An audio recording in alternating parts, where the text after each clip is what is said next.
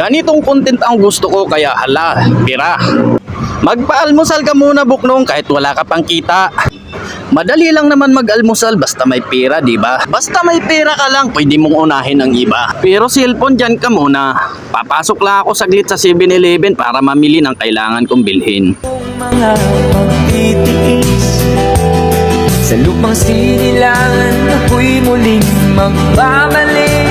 At ito nga lang ang available nila sa loob na kaya na sa bulsa ko. Sana magustuhan niya to.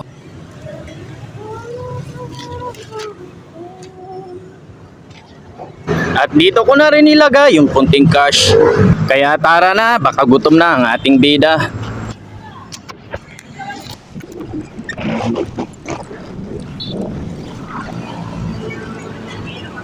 Dito lang pala ito sa Quirino Baysa, Quezon City. Kung palagi kang dumadaan dito, madalas mo siyang nakikita sa gilid lang ng kalsada. Ayun na talaga ang kanyang tahanan kasi taon na ang binilang na siya'y nanirahan dyan sa gilid ng kalsada na yan. Madalas ko talaga to inaabutan ng kung ano-anong mga dala ko. Ang totoo niyan, pangalawang video ko na to sa kanya. Kahit papano, kilala niya na din ako.